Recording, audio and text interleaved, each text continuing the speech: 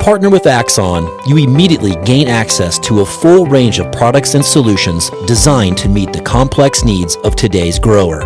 We carry all major brands and sizes of tires and wheels. We specialize in large diameter wheels for large equipment. We have one of the largest OEM replacement wheel inventories in North America. Known for extreme flotation setups, duals, and triples, we have wheels for all makes and models of tractors, sprayers, combines, and grain carts. If we don't have the wheel in stock, we'll custom build, sandblast, and paint in-house. There isn't a more vast inventory in North America dedicated to helping dealers move more iron. With facilities on the West Coast and in the heart of the Midwest, leverage our 230,000 square feet of indoor inventory to solve any problem a grower may have. Move more iron with Axon.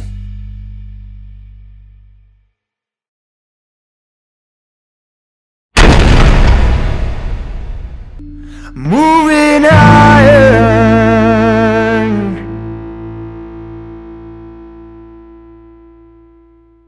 Hello and welcome to Moving Iron Podcast number 334. We got a couple guys here with me that are pretty well staples on the show here. We got Jason Hoult from Campbell and we got McMahon from Tractors. How you guys doing? Doing well. How are you? Very well. Can't complain any. We're down here in Las Vegas. We've got the same show together. We're going around and I think one of the big things that we're seeing right now in the industry from what's kind of going on is that this need for data, right?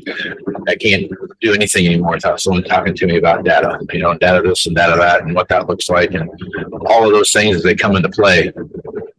Both of you guys as companies are very data centric companies, right? There's no way around that. So, from which way is the market headed kind of approach with the auction values and the retail values that you have posted, Jason, what you're doing was inside of the dealerships, basically business systems and stuff, and really looking at what they're doing, the process they have in places, how they're using that sales data to help make more sales and grow those different things and those different processes that come along with the sales process.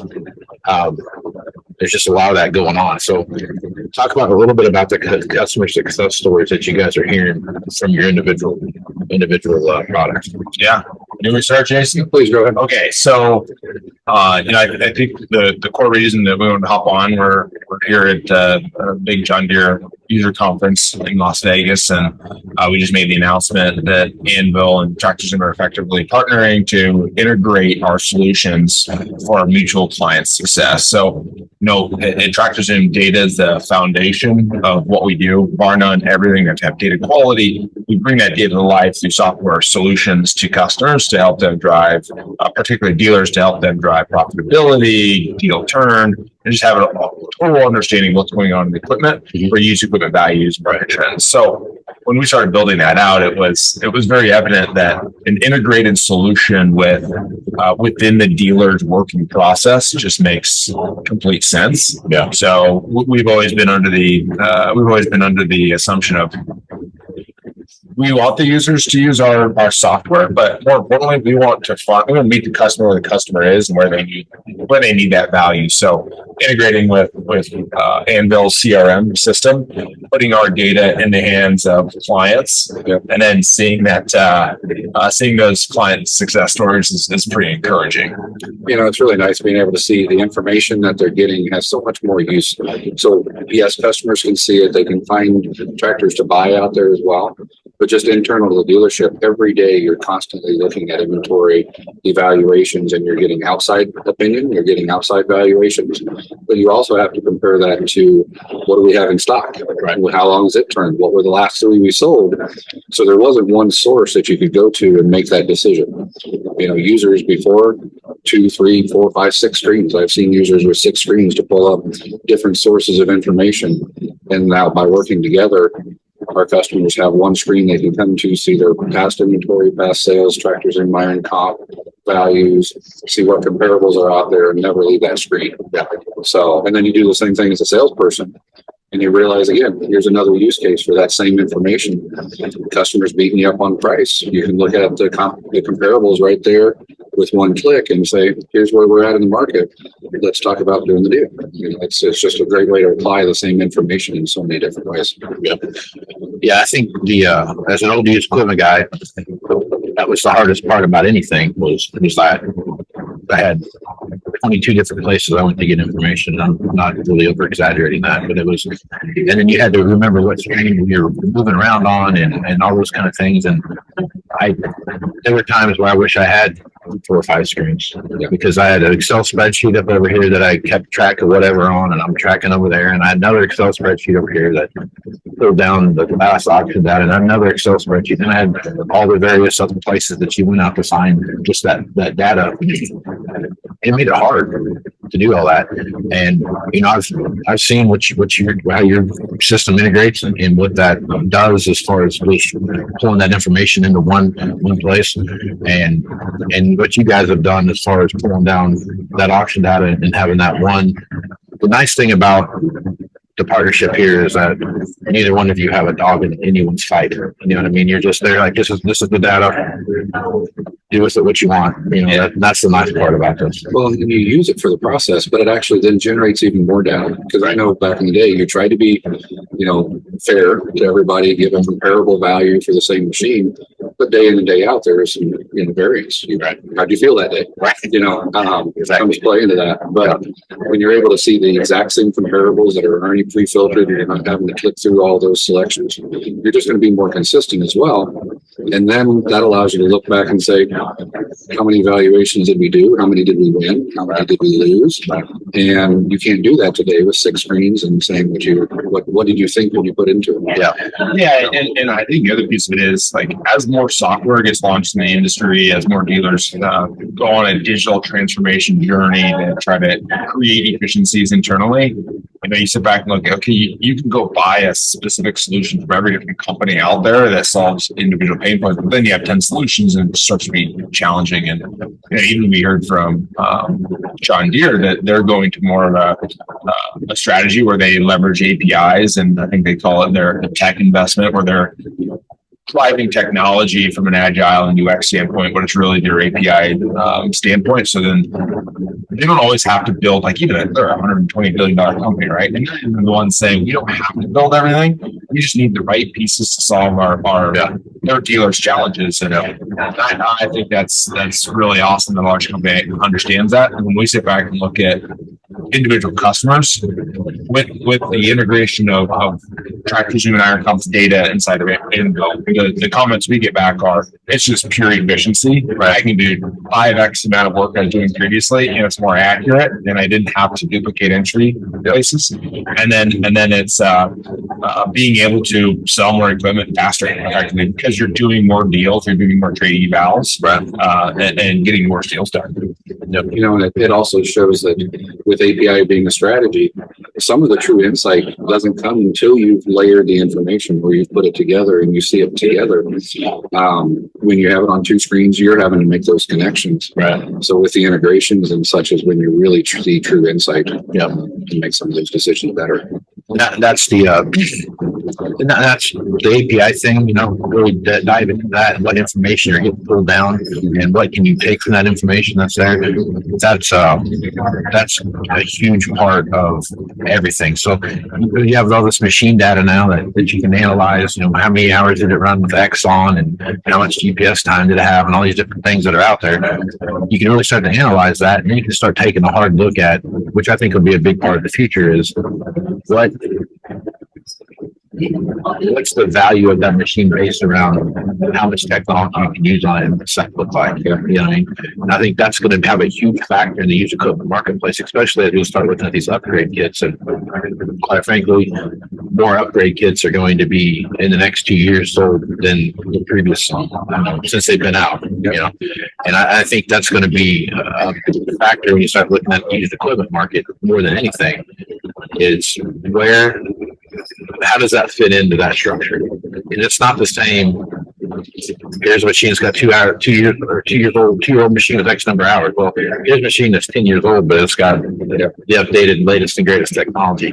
How does that fit into the used equipment picture? And how do you start judging that? And I think that's the information you guys are going to be able to, again, because you don't have a dog in any fight. You know what I mean? You're just pulling the data down and saying, here's what we got.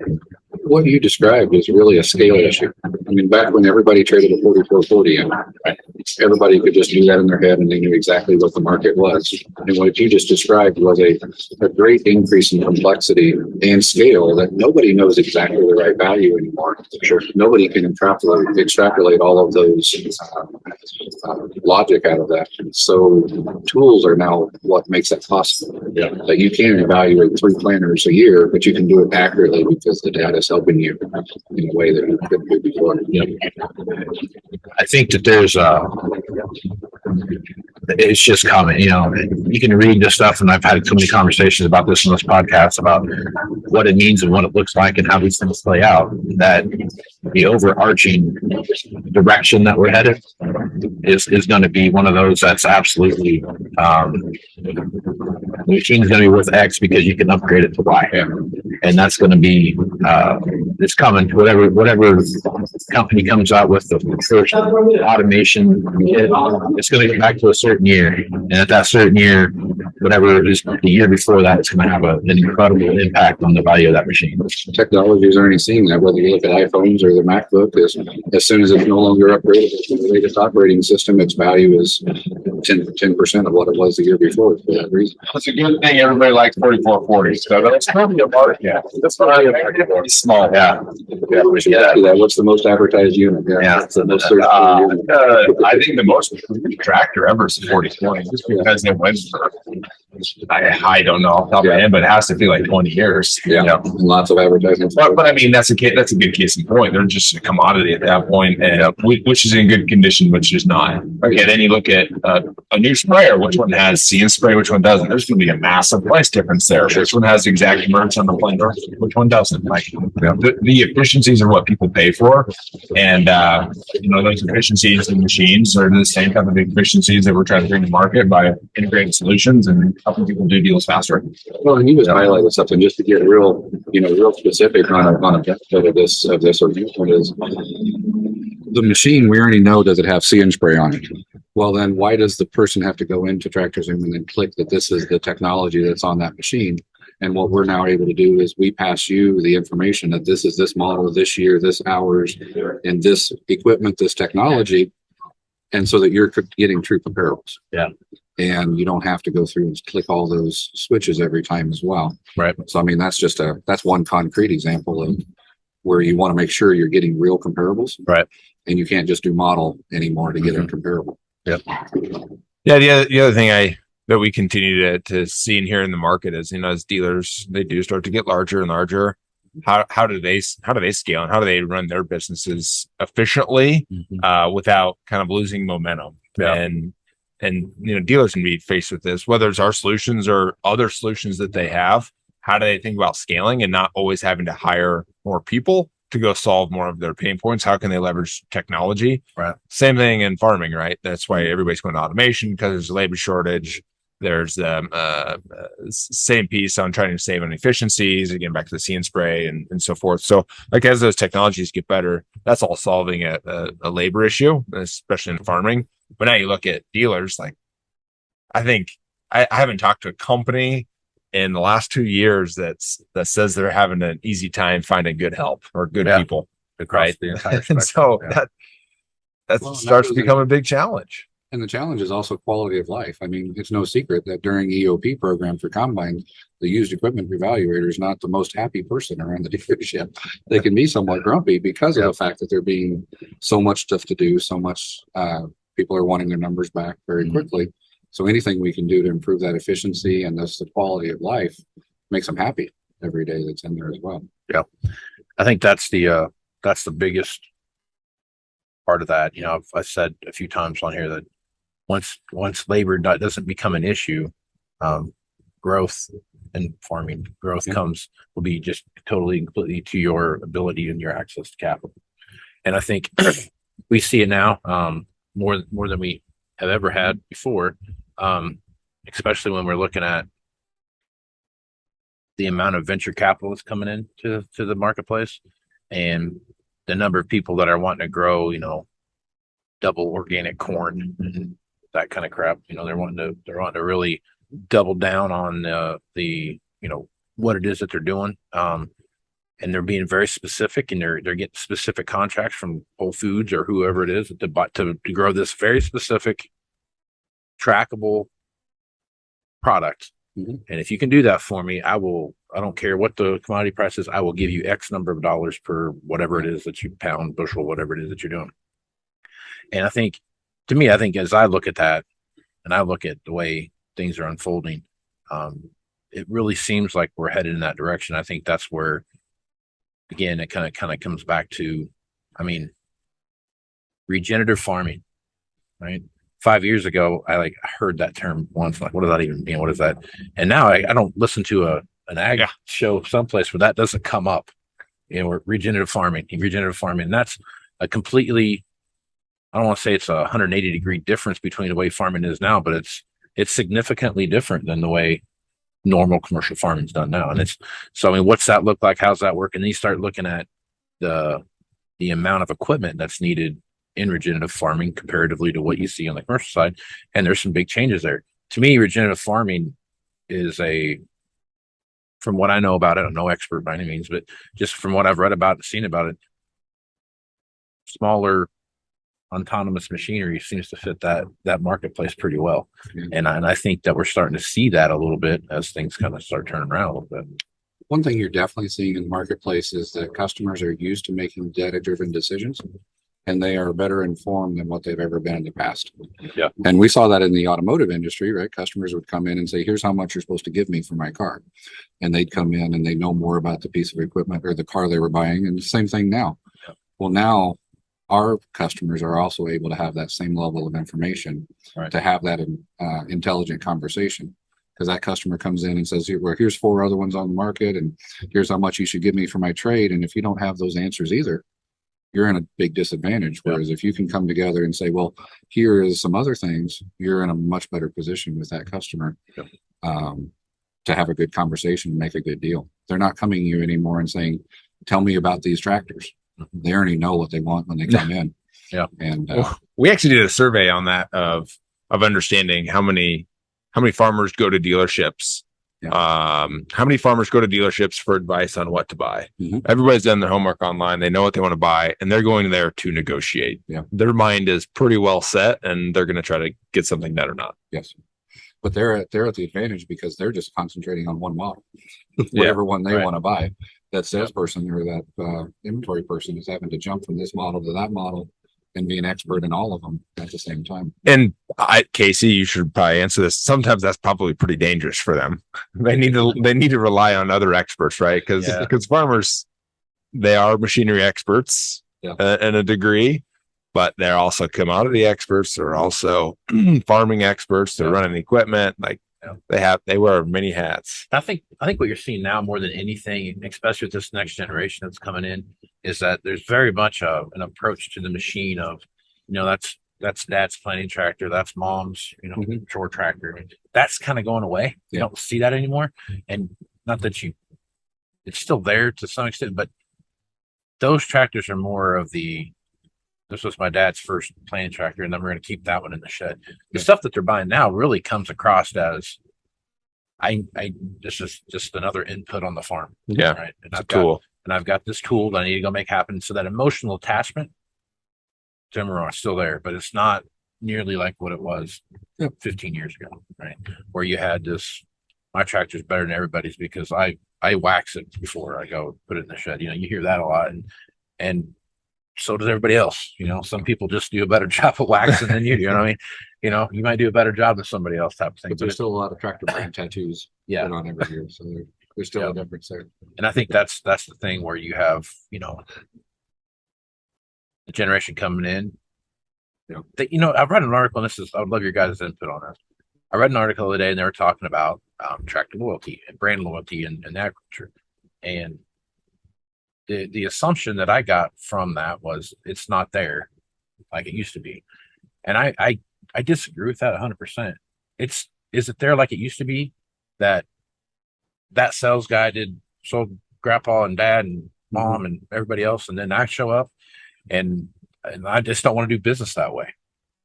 That you want to force me to do business that way, I'm going to go someplace else to do business, right? And I think that's where this brand loyalty misconnection is that Case guy will treat me the way I want to, but the AGCO guy doesn't, or Case Deer guy doesn't, or whatever it is. I don't want to be, I had a consultant tell us one time, it's like, you're no longer in the business where you can judge how well you're doing by how many weddings you got invited to in the summertime. You know what I mean? It's that, just like you said, I mean, those guys running those farms, they're setting in the cab of those tractors that are driving themselves a quarter mile this way, and then they just kind of look up to make sure it makes the turn, and then they look back down to what they were doing, and they're buying, selling grain, they're looking at tractors.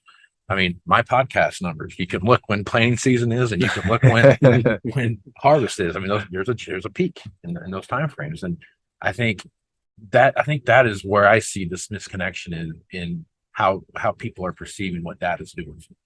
Well, there's a concept on loyalty called the loyalty ladder. And what I feel like is there's a period of time where we slipped down a rung in that ladder.